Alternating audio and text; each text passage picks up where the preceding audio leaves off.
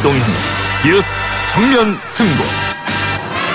이동형의 뉴스 정면 승부.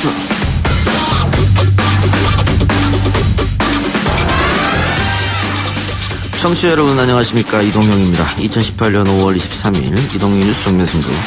오늘의 출연자들 먼저 알려드립니다. 1부에서는 노무현 전 대통령 서거 9주기를 맞아서 참여정부 초대 행정자치부 장관을 지낸 더불어민주당 김두관 의원 인터뷰하고요. 2부 최강병기 코너에서는 손수호 변호사, 아시아경제 장영진 기자와 함께 이명박 전 대통령의 첫 재판 등을 주제로 해서 이야기 나눠보도록 하겠습니다. 3부에서는 6.13 지방선거에서 서울시장에 도전한 자유한국당 김문수 서울시장 예비후보 만나보고요. 4부는 희자매가 꿈꾸는 즐거운 정치, 희희낙낙 토크, 더불어민주당 최민희 디지털소통위원장과 바른미래당 진수희 전 서울시당 위원장과 함께합니다. 5월 23일 이동형 뉴스 정면 승부 시작하겠습니다.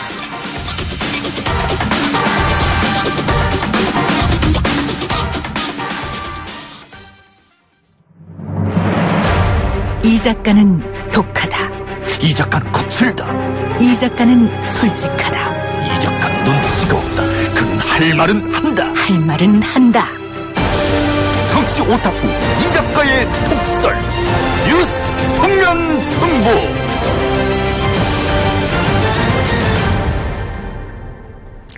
오늘 봉화마을에서는 고 노무현 전 대통령 서거 9주기를 맞아 추도식이 열렸습니다.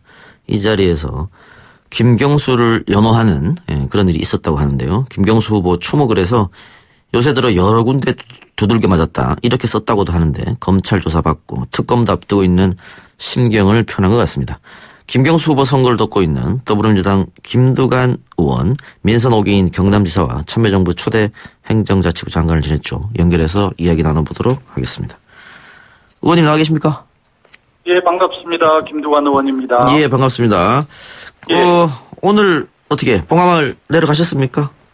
예, 당연하죠. 그 주기에 저희들 참여정부의 많은 강요들하고 네. 또 우리 더불어민주당의 추미애 대표를 비롯해서 이해찬 노무현 재단 이사장님, 또 정세균 국회의장님을 비롯해서 많은 분들께서 참석해 주셨습니다. 네. 혹 야당 의원들도, 야당 관계자 의원들도 참석 좀 했나요? 예, 정의당의 노회찬 대표님하고 심상정 전 대표님, 그리고 또 민주평화당의 장병환 원내대표님에서 많은 분들이 함께 해주셨습니다. 예. 의원님 한때 리틀 노무현 이런 별명도 있었는데, 의원님한테 노무현은 어떤 의미로 다가올까요? 제가 봉화마을을 찾을 때마다 마음이 늘 무거운데요. 예. 돌아가신 지 얼마 안 됐을 때는 지켜드리지 못했다는 제 책임감이 좀 컸었고요. 네. 요즘에 노무현 대통령께서 이루고자 했던 꿈들을 잘 실천해 가고 있는지 돌아보게 되는데요. 반칙과 특권이 없는 세상, 그리고 한반도 평화와 국가 균형 발전 이런 과제들을 문재인 대통령께서 너무 잘해주고 계시지만 저 역시 책임을 다하고 있는지 좀 반성하고 새롭게 다짐만 하게 됩니다. 오늘 노무현 전 대통령 기일이기도 한데 아이러니하게도 박근혜 전 대통령도 5월 23일 날 처음 법정에 섰고 이명박 전 대통령도 오늘 처음으로 법정에 섰어요. 참 그래서 묘한 날이라고도 합니다만 자유한국당 혹은 또 박근혜, 이명박 전 대통령 본인들은 아직도 이거 정치 보복이다 이렇게 생각하고 있는 것 같거든요. 그 점에는 어떻게 판단하십니까? 자유한국당이나 이명박 전 대통령께서는 그렇게 주장하시지만 우리 국민 일반들께서는 그렇게 생각하시는 분들은 매우 적은 것 같고요. 예. 날짜가 우연히 일치일 수는 없겠지만 이러한 흐름은 역사와 국민의 심판이라고 저는 그렇게 생각을 하고요. 또 국민들께서 작년에 촛불혁명과 민주주의를 통해서 만들어낸 새로운 미래라고 생각을 합니다. 자꾸 이런 상황에 대해서 반성도 없고 성찰도 없기 때문에, 그리고 정치 보복으로 계속 주장하기 때문에 국민들 공감을 못 하시는 거거든요. 예. 그래서 오히려 이명박 대통령께서는 좀 국민들 앞에 솔직하게 좀 말씀도 하시고 국민들께 용서를 구해야 된다고 저는 생각을 합니다. 예. 다시 봉화마을 얘기 좀 해보겠습니다. 아까 제가 모두에 이야기한 것처럼 오늘 김경수라는 연호가 터져 나왔다고 그래요. 아무래도 선거가 이제 눈앞에 있고 그러기 때문에 그런 것 같은데, 지금 김경수 후보 선거 돕고 계시는 거죠? 네, 그렇습니다. 제가 그 독수리 오행제를 구성을 했어요. 예. 경남에 이제 경제하고 민심도 좀 살피고 어쨌든 경남의 새로운 변화를 위해서 뜻을 모았는데요. 경남 출신이지만 수도권에 지금 지역구를 두고 있는 예. 안민석, 김병욱, 신동근, 박주민 이렇게 5명이 모여서 경남 지역에 돌면서 정책 콘서트도 하고 도민들과 소통도 하고 예. 또 국회 차원에서 할 과제들도 좀 확인하고 지역주의 100을 넘어서 새로운 경남을 만들자는 그런 시도에 대해서 저희들 조그만 힘이나마 보태고 있습니다. 네. 그래서 지금 경남에 거의 살다시피 한다고 제가 얘기를 들었는데. 예, 진주, 거제, 오늘은 지금 창녕군에서 토크를 합니다. 다른 지역도 있을 텐데 경남에 이렇게 힘을 쏟는 이유는 있을까요? 경남, 부산, 울산이 저희 더불어민주당으로서 보면 지역주의를 극복할 수 있는 가장 중요한 전략적 지역이고요. 특히 경남은 노무현 대통령 고향이기도 하고 또 경남, 부산 지역이 굉장히 동남권의 전략 지역이기 때문에 저희들로서는 경남지사 선거가 부산, 울산보다 더 어렵다고 생각을 합니다. 그래서 좀 힘을 보태고 있습니다. 예전 경남지사 임기를 다 채우지 못한 것, 그런 거에 대한 어떤 부채감도 혹시 있을까요? 예, 제가 경남도민들께 드렸던 상처, 그리고 받았던 사랑을 저희들 독수리 오행제 활동으로 갚을 수 있겠습니까만은. 예. 그래도 빚을 갚는다는 그런 심정으로 활동을 하고 있고요. 일단, 제 지역구인 김포와 함께 경남의 주력 산업, 특히 최근에 조선산업이 굉장히 위기를 맞고 있어서 이런 부분을 회생시키는데 조금이라도 도움을 드리고 싶고요. 또 2014년 지방선거 때 김경수 후보를 제가 도왔었거든요. 예. 그때는 홍준표 후보에게 저희들이 들어졌는데요. 작년에 문재인 대통령 선거대 직위원장을 맡아 열심히 하기도 했고요. 어쨌든 경남에서 새로운 변화를 위해서 적은 힘이나마 보태려고 노력하고 있습니다. 어쨌든 독수리 오행제 5명이서 김경수 후보를 돕기 위해서 내려간 것 같은데 지금 드루킹 사건 때문에 김태우 후보도 사실은 이 문제를 언급하지 않다가 최근 들어 언급하기 시작했거든요. 그러면서 김경수, 송인배 대통령 핵심 측근들이 연루가 됐다는 얘기가 나오기 때문에 혹시 이 건이 선거에 영향을 미치지 않을까 그런 생각 하시는 분도 계실 것 같은데 어떻게 보십니까? 지금 경남에서 여러 번 와서 보니까요. 드루킹 사건에 대해서는 자유한국당이 이번 지방선거, 동시지방선거에 살 수 있는 그런 이슈가 없기 때문에 총동원해서 네거티브를 하잖아요. 예. 그렇게 하지만 경남도민들이나 국민들께서 좀 진정성을 믿지 못하고 계시고요. 특히 자유한국당 같은 경우는 판문점 선언 이후에 한반도 번영과 평화를 만들어내려는 대통령이나 여당의 노력에 대해서는 해방도 하고 최근에 또 우리 경남 지역의 통영, 진해, 고성이 굉장히 어려운 지역이거든요. 예. 이것과 관련해서 저희들이 추경을 제출했는데 추경도 마지못해 특검과 이렇게 딜을 해서 받아낸 이런 것들 때문에 자유한국당 그런 지지가 매우 높은 지역임에도 불구하고 경남도민들께서 최근에는 자유한국당은 국민은 안중에도 없는 정당인데 이런 인식을 좀 갖고 있는 것 같습니다. 예. 자신감 선거 앞에 내비치는 것은 당연한 것 같습니다만은. 예. 그래도 경남이라는 또 특성이 있고요. 자유한국당 텃밭이기도 했고 예전까지는. 예. 또 김두관 의원 승리 이전 이후에는 또 다른 승리가 없잖아요. 또. 예, 그렇습니다. 김태우 후보 상대 후보는 선거에서 한 번도 진 적이 없는 사람이고. 낙관하기는 어려울 것 같은데요?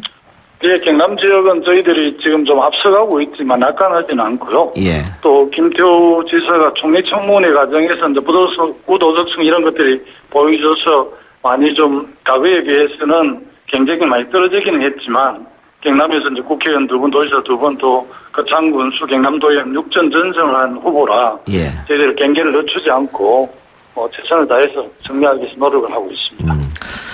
그러면은 김해 보궐선거는 어떻게 예상하십니까? 김해는 이미 시장님하고 사월에 민홍철 경남도당 위원장, 지금 도지사 후보로 난 김경수 후보 지역이 김해 을 지역인데요. 여기는 저희들 전통적으로 과거에도 우리가 굉장히 좀 지지 기반이 탄탄했던 곳이라 봉화 영농법인을 대표해서 한 10년간 김해 을 지역에서 노무현재단 봉화법인에서 일을 했던 김정호 후보로 저희들이 내정을 했는데요. 예. 김정호 후보는 굉장히 경쟁력이 있는 후보라서 저희들이 최선을 다해서 승리하기 위해서 노력하고 있습니다. 아까 얘기했던 그 독수리 오형제들 보니까 김두관 의원은 남해고, 안민석 의원은 의령, 김병욱 의원은 산청, 신동근 의원은 하동, 박주민 의원은 외가가 함안 이렇게 지역을 나눠서 집중 공략하고 있는 거예요? 저희들이 서부 경남이 그리고 농촌 지역이 상대적으로 거제나 창원이나 김해 양산에 비해서는 훨씬 더 지지 기반이 좀 낮거든요.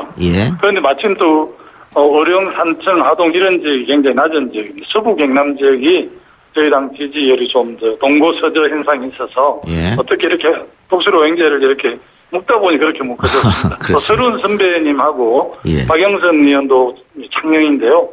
오늘 지금 창녕에는 박영선 대표, 서른 농해수 위원장 다 같이 와 있습니다. 그렇습니까? 자, 어쨌든 독수리 오형제를 이렇게 만들어서 김경수 후보 당선을 돕고 있는데 경남이 김경수를 선택하는 이유 한 말씀 해주시죠. 김경수 후보가 4년 전에 출마했을 때도 굉장히 좋은 평가를 받았습니다. 그러나 그 당시에 이제 자유한국당 기반이 워낙 좋아서 지금 대표라는 홍준표 후보를 선택을 했는데요. 전 4년 전부터 경남을 상당히 많이 준비를 했고, 제가 아는 김경수 후보는 정말 겸손하고 도민하고 소통할 수 있는 그런 정치인이고, 또 경남은 해남들을 좀 잘 파악하고 있습니다. 그래서 어쨌든 아무리 경남 도정이 크지만 또 중앙정부하고 유기적으로 연결되어 있는데 마침 국정을 경남 출신 문재인 대통령께서 맡고 계시기 때문에 이 어려운 경남 경제를 살릴 수 있는 가장 책임자라고 저희들이 도민들께 이렇게 말씀드리고 있고, 도민들도 그런 점에 대해서 동의하고 있어서 저희들로서는 정말 노무현 대통령께서 그토록 꿈꿨던 지역주의를 확실하게 극복할 수 있는 것. 저는 야권 무소속 단일 후보지만 민주당 소속으로는 김경수 후보가 도지사 당선되면 처음 역사를 하는 쓰는 계기가 되는 거거든요. 그래서 저희 최선을 다하고 있습니다. 예전에 지방선거는 여당의 무덤이다 이런 말도 있었습니다만 지금은 분위기가 예전하고 완전 다르지 않습니까? 민주당. 경남에 18개 시군이 있는데요. 시장 군수들도 저희들이 한 절반 정도는 당선시킬 수 있을 것으로 지금 판단하고 최선을 다하고 있고요. 그러니까. 지금 많이 달라졌습니다. 여론조사를 보면 민주당의 압승 분위기 전국적으로 판세가 그렇게 나오고는 있는데 그게 대통령 지지율도 높고 당 지지율도 높기 때문에 그런 거 아니겠어요? 그런데 이번에 그 홍문종 염동열 의원에 대한 체포동의안 부결됨으로 해서 그 민주당 지지자들이 화가 많이 나셨던데 이 부분 좀 정말 국민들에게 할 말이 없고요. 특히 이제 홍영표 원내대표님께서 대국민 사과도 하고 했는데요. 국민들 눈높이 너무 안 맞는 결정을 해서 국민들에게 많은 비판을 받고 있는데 저희들 정말 반성하고 돌아보고 있습니다. 권성동 의원 체포동의안도 만약에 부결되면 더 큰 문제가 생길 것 같은데요? 정말 국회 해산하라고 국민들께서 요구하실 것 같은데요. 아마 권성동 후보 체포동의안이 국회에 제출되면 아마 이번만큼은 저희들 민주당 내 단 한 사람도 이탈표 없을 것으로 전망이 됩니다. 그래요. 이번에 만약에 또 그런 일이 벌어지면은 지도부의 리더십도 타격이 있을 것 같고요. 그런 일 없도록 해야죠. 자, 끝으로 말이죠. 김두관 의원님, 당대표 도전한다는 이야기가 있던데 사실입니까? 깊이 고민해서 지방선거 끝나고 나면 확실하게 말씀드리겠습니다. 특히 이제 우리 문재인 정부가 본격적으로 국정을 하는 해라서 이 당정 협력이 매우 중요하잖아요. 그리고 또 야당과의 협치도 중요해서 제가 이제 경남 도정을 하면서 압도적인 여소야대에서 도정도 이 공동지방정부를 하면서 걸어온 경험도 있고 군정할 때도 다 도의원, 시의원, 국회의원들이 그 당시 여당이었거든요. 그래서 그런 경험들이 실력을 한번 발휘해보는 그런 역할 기대가 있는 것 같아서 저도 좀 준비하고 있습니다. 일단 고민 중이다. 그 선거 끝나고. 바로 말씀드리겠습니다. 우리 방송에 나와서 이야기해 주세요. 그렇게 하겠습니다. 약속했습니다. 자, 하나만 더 여쭙고 끝낼게요. 지금 청와대에서는 대통령 개헌안 철회할 생각이 없다고 하는 것 같은데 야 3당이 모여가지고 철회하라고 얘기하고 있거든요. 민주당 입장은 뭡니까? 저희가 내일 국회 본회의를 여는 게 여야 협의 사항이 아니고 그거는 법적인 사항이라서 오늘 정세훈 국회의장님하고 제가 같이 차를 타고 내려왔는데요. 야당과 협의 관계없이 내일 본회의를 여신다. 아마 오후에 아마 이 추도식 마치고 활발하게 김동철 원내대표한테 전화도 오고 하는 걸로 봐서는 네. 잘 합의를 해서 내일 국회가 온전한 그런 기능은 역할을 했으면 좋겠습니다. 직무유지하지 마시고. 알겠습니다. 의원님, 네. 오늘 말씀 여기까지 듣겠습니다. 예, 고맙습니다. 예. 지금까지 더불어민주당 김두관 의원이었습니다. 1부는 여기까지고요. 저는 2부 최강병기로 돌아옵니다. 딱딱하고 지루한 뉴스가 소설보다 흥미진진해지는 새로운 경험. 놀라셨죠? 이것이 바로 이동준의 뉴스 정면 승부.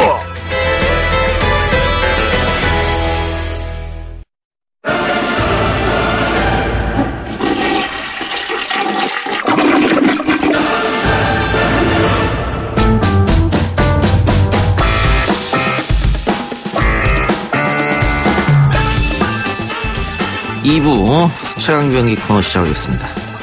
오늘도 두 분 나오셨습니다. 아시아경제 장영진 기자 어서 오세요. 안녕하십니까. 예. 그리고 인천 부평의 자랑 손수호 변호사님 어서 오세요. 안녕하세요. 손수호입니다. 예, 인천 부평의 자랑 손수호 네. 변호사님 어서 오세요. 이거 우리 저 앱으로 이정희님께서 이렇게 써주셨어요. 예. 인천 주민이신가요? 글쎄요. 출마하시는 것 같아요. 아니, 그건 아니고요. 아, 그래요? 출마합니까? 무슨 출마를 해요, 제가. 아니, 저 손수호 변호사만 등장하면 댓글에 인천을 네. 자꾸 많은 분들이 강조해서. 인천을 좋아하는 분들이 많이 계시죠. 네. 저도 인천을 좋아합니다. 네. 제 고향 인천. 네. 얼굴로 방송하는 변호사님. 그래요? 이런 댓글도 있네요. 사실관계를 잘못 알고 계신 것 같습니다. 네. 그래요. 자, 오늘 5월 23일 노무현 전 대통령 구주기, 서거 구주기이기도 한데 이명박 전 대통령이 법정에 섰습니다. 네. 참 아이러니한. 정말 아이러니하죠. 예. 이게 사실 1년 전에 박근혜 전 대통령이 피고인으로 처음 법정에 선 날도 이 비슷한 날이었는데 참 이게 아이러니라고 해야 될지 인과응보라고 해야 될지 참 묘합니다. 이거 재판장이 뭐 일부러 이렇게 잡은 건 아니지 않을 거 아니에요. 그렇겠죠. 우연히 지금 보시는 거잖아요. 왜냐하면 검사가 기소를 하고 공소제기를 하고 그다음에 공판 준비기일을 또 열었습니다. 그래서 공판 준비기일에서 준비할 사안들이 마무리됐기 때문에 이제 공판 기일을 잡은 거거든요. 그렇다면은 정말 우연히 겹친 것이라고 볼 수 있겠죠. 그러니까요. 네. 팟빵 앱으로 이 작가님이 시사 진행자들 중에서 제일 잘생겼습니다. 사실관계를 잘 모르시는군요. 완전 딱 맞아 떨어지는 거 아닙니까? 라디오도 좋은 매체지만 가끔 TV도 오실 필요가 있습니다. 그래요. 오늘 MB 그 법정에 나온 게 어떻게 취재가 카메라로 중계됐죠? 살짝. 네, 중계가 됐다기보다 이제 일단 스케치. 착석할 때 입정해서 착석할 때까지가 이제 잠시 이제 그 국민에게 공개가 됐습니다. 뭐 며칠 전에 공개가 처음 이렇게 결정이 됐었는데요. 국민들이 알 권리가 있다라고 해서 공개는 됐습니다. 62일 만에 그러니까 구속된 지 62일 만에 첫 번째 출석이기 때문에 더 관심이 집중은 됐었습니다. 아시다시피 이 이명박 전 대통령 같은 경우에는 구속 전 피의자 신문 보통 우리가 영장 실질 심사라고 하는데 실질 심사에 나오지 않았었죠. 그리고 그 뒤로 검찰이 여러 가지 이제 추가 수사를 계획했었습니다만 그 수사에도 협조하지 않았습니다. 그리고 이 공판 준비 절차 같은 경우 또 피고인이 반드시 나올 필요가 없었기 때문에 한참 만에 이제 국민들 앞에 얼굴을 드러낸 것입니다. 그래서 많은 분들이 관심을 가질 법도 했는데 생각보다 이 방청객들 수는 그리 많지 않았다고 해요. 그 박근혜 전 대통령 이어서 두 번째니까 그런 거 아닌가요? 뭐 그런 것도 있는 것 같고요. 또 아무래도 이 이명박 전 대통령이 그 골수패는 좀 없는 것 같아요. 예를 들면 뭐 박사모 이런. 그렇죠. 그러니까 이명박 전 대통령이 이제 당시 대통령 후보가 되고 대통령이 될 수 있었던 그 배경은 어떻게 보자면 약간의 바람의 영향이 좀 있었던 것 같습니다. 그러니까 당시에는 이명박이 대통령이 되면은 나도 부자가 될 수 있다 이런 분위기였거든요. 근데 아시다시피 아무도 부자로 만들어주지 않았고 본인만 더 부자가 되셨기 때문에 그에 대한 배신감이 좀 작용하지 않았을까라는 생각도 듭니다. 근데 제가 한 가지 궁금한 게요. MB가 그 호송차에서 내릴 때 말이죠. 네. 수갑을 안 했더라고요. 벗은줄도 안 하고. 네. 근데 박 전 대통령은 했잖아요. 뭔 차이예요? 네. 원래 이 관련 규정에 따르면요. 수갑을 하고 또 포승도 하게 되어 있습니다. 그렇죠. 그런데 약 1년 반쯤 전 기억하실 겁니다. 그때 김기춘 전 실장도 당시에 포승을 하지 않았어요. 수감만 차고 있었어요. 왜냐하면 65세 이상과 여성의 경우에는 포승을 하지 않을 수 있도록 되어 있었습니다. 그런데 규정이 또 이제 한 번 더 바뀌면서 올해 4월이죠. 수갑도 하지 않을 수 있다. 그런 규정의 변화가 있었기 때문에 규정이 바뀐 거네요. 네네. 오늘 이명박 전 대통령은 뭐 포승도 없었고 수갑도 없는 상태에서 이제 호송차에서 내려서 법정으로 들어왔습니다. 어쨌든 본인이 뭐 당뇨도 좀 앓고 있고 또 불면증, 식사도 못 하고 한다고 얘기했는데 오늘 보니까 좀 살이 좀 빠진 것 같긴 하더라고요. 살도 조금 빠진 것 같고요. 사실 당당하기 위해서 굉장히 좀 자연스러운 모습 이런 것을 보여주기 위해 노력한 것 같습니다만 사실은 오늘 같은 상황에서 카메라 앞에 서는 것이 참 쉽지 않은 상황일 것 같아요. 그래서 본인의 어떤 당황함 또는 황망함이 느껴지는 그런 영상을 봤습니다. 모두 발언했다고 했는데 어떤 얘기를 했습니까?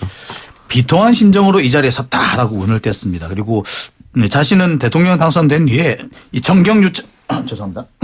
이 정경유착 자체를 없앴는데 어떻게 내가 이건희 회장의 사면을 대가로 뇌물을 받을 수 있었느냐. 검찰 수사 내용은 나에 대한 모욕이다. 뭐 이런 입장을 밝혔습니다. 그리고 자신에게 불리한 진술을 했던 측근들을 지칭을 하기도 했는데요. 국정을 함께했던 이들이 왜 사실과 다른 진술을 했는지 알 수가 없다. 증인들을 법정에 불러서 추궁하면은 그 사람들한테 그 사람들에게 불이익이 돌아갈 것 같아서 이 검찰 증거 채택에는 동의는 했지만 재판부가 신빙성을 잘 판단해 달라.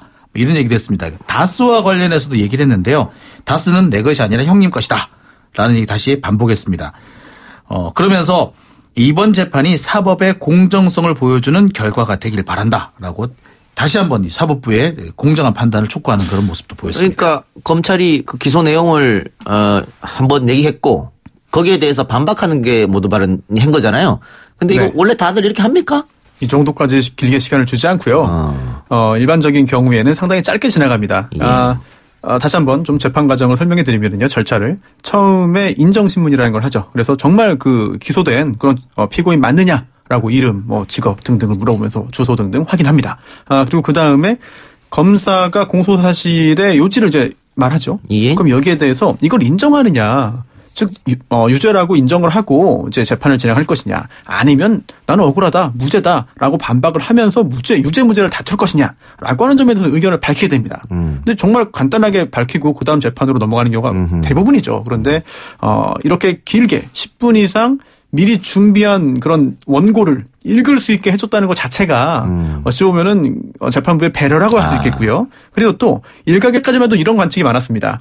증거에 다 검사가 제출한 증거에 다 동의를 했기 때문에 굉장히 좀 정치적인 부분의 이야기로 일관하지 않겠느냐 억울함을 말하면서 그렇게 그런 예측이 있었는데요. 하지만 오늘은 또 의외로 그 10분 동안을 본인의 그 무고함, 억울함, 법적으로 이건 죄가 안 된다라고 하는 부분들을 이야기했어요. 이런 부분들은 당초에 예측과는 약간 다른 부분인 것 같습니다. 그럼 호송차 내렸을 때 그 서류 봉투 있었잖아요. 네네. 그게 오늘 아마 준비한 건가요? 그렇게 그렇게 그걸 가지고 읽었을 것이다. 네. 지금 박근혜 전 대통령 같은 경우에는 재판 보이콧 상태잖아요. 네. 이명박 전 대통령은 어떤 스탠스를 취할까요? 이명박 전 대통령은 실용주의자입니다. 네. 그걸로 당선됐죠. 네, 당선될 때도 실용주의를 표방했고요. 또 대통령 재임 기간 중에도 로봇 물고기 등을 이제 개발함으로써 그리고 굉장히 실용적인 자세를 취했는데요. 네. 그렇다면 이번 재판에도 단순히 이제 그 재판에 출석하지 않음으로써 억울함을 호소하기보다는 재판에 나와서 최선을 다해서 본인의 무고함을 밝히려는 노력을 하지 않겠느냐. 그렇게 하는 게 본인의 그동안 그 태도라든지 그런 그 성격과 부합하지 않을까 생각합니다. 저는 조금 다르게 생각합니다. 왜냐하면은 이 이명박 전 대통령의 경우도 1심 재판 기간이 상당히 길게 될 것으로 예상이 됩니다. 그래서 분명히 구속 기간이 한 번 더 연장이 돼야 되는데 그러려면은 아무래도 구속영장이 다시 한번 발부돼야 되는 그런 상황이 생길 수도 있거든요.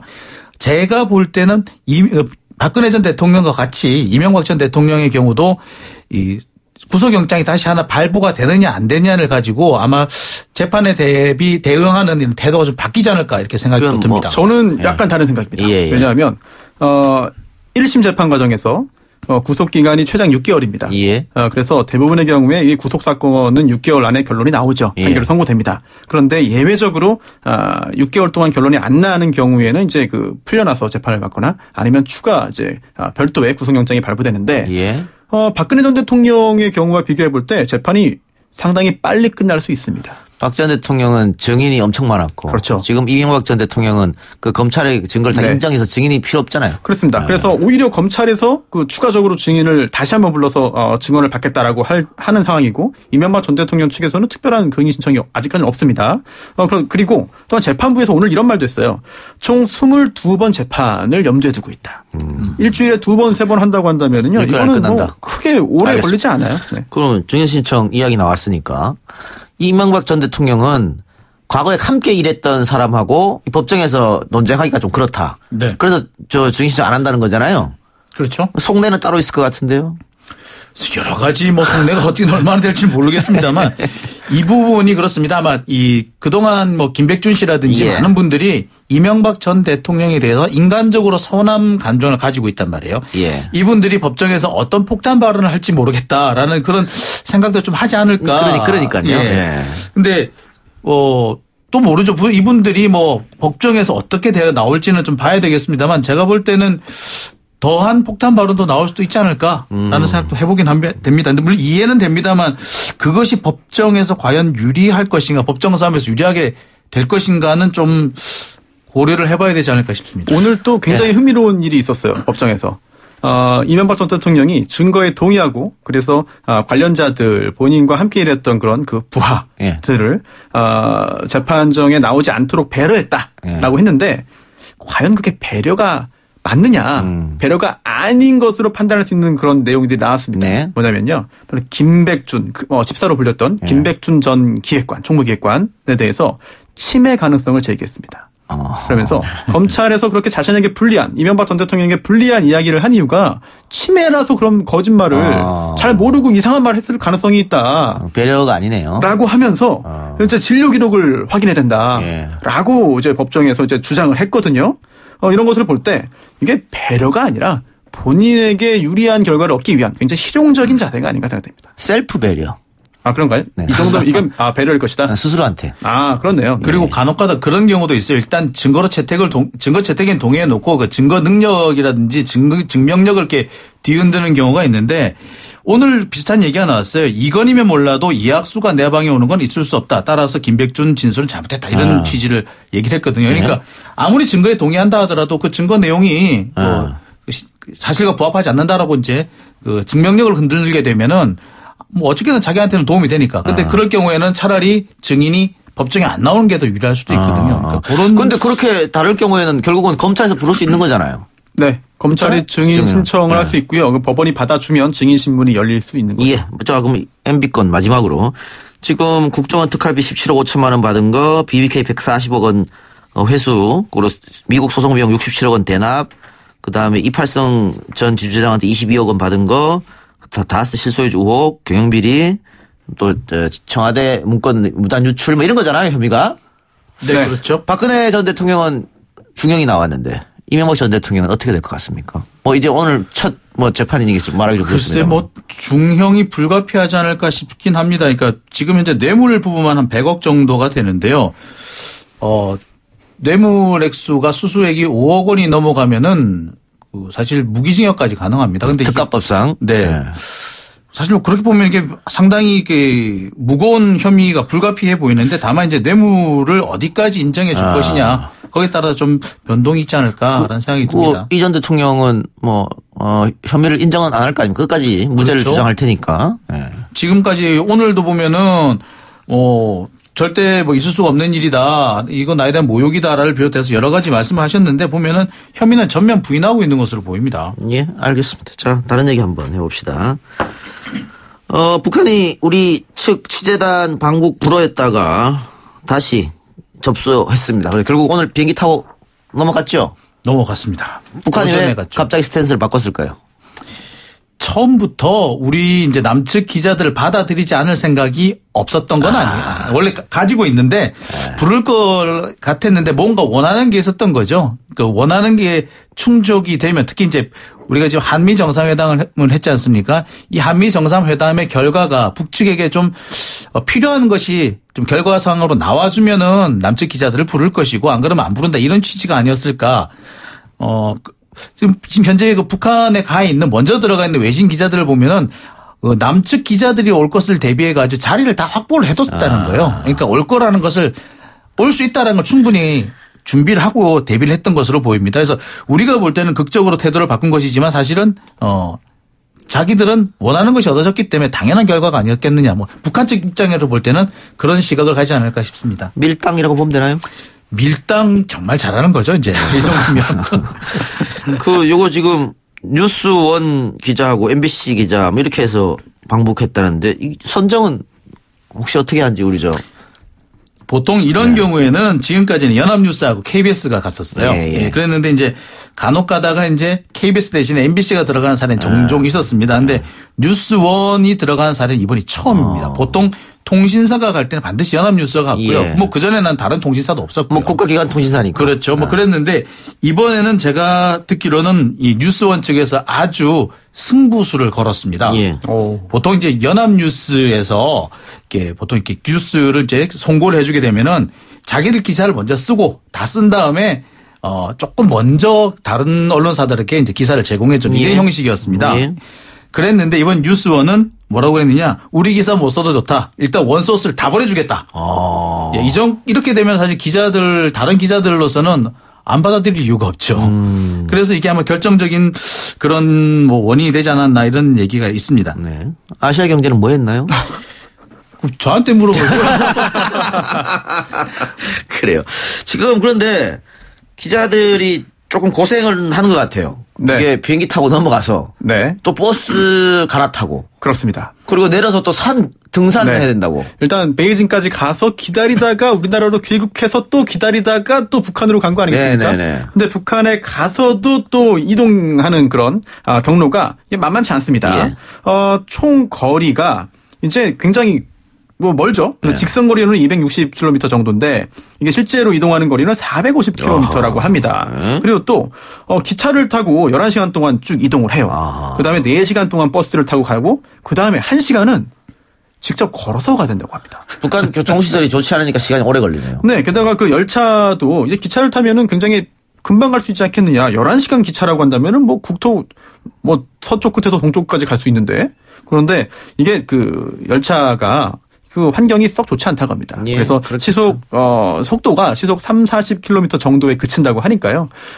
이 기자들이 물론 굉장히 뭐 일생일대의 그런 기억으로 남을 좋은 그 취재 기회이기도 합니다만 현장에서는 여러 가지 긴장감과 함께 피로도가 좀 있지 않을까 생각됩니다. 알겠습니다. 장 기자님. 네.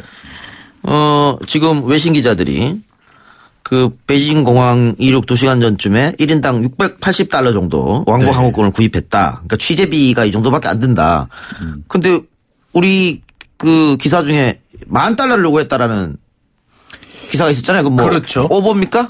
오보라고 봐야 될 것 같습니다. 이게 뭐냐면은 사실 우리 언론에서 좀 이 부분을 좀 반성해야 될 부분인데 국내에서 생긴 루머가 해외로 나가서 해외에서 다시 거꾸로 들어오는 그런 사례가 있습니다. 그래서 그 외신이 국내에 서울에 가니까 이런 루머가 떠돌더라라고 뉴스를 선고를 했는데 그 뉴스를 외국에 나가 있는 우리 특파원이 보고는 외신이 이렇게 보도를 했다라고 다시 들어와요. 이렇게 되면서 없는 사실이 외신이 보도한 걸로 해서 국내에 들어온 사례 매우 많습니다. 이번 역시도 그런 것으로 제가 보이는데요. 외신이라고 해서 무작정 받아 쓰는 태도를 이번에 좀 고쳤으면 합니다. 특히 남북과 관련된 문제, 한반도와 관련된 문제는 우리가 제일 정확한데 왜 자꾸 외신을 받아 쓰는지 모르겠어요. 대표로 사과하세요. 오버한 거. 죄송합니다. 오늘 왜 나한테? 아니 기자 대표로 사과하는 거죠.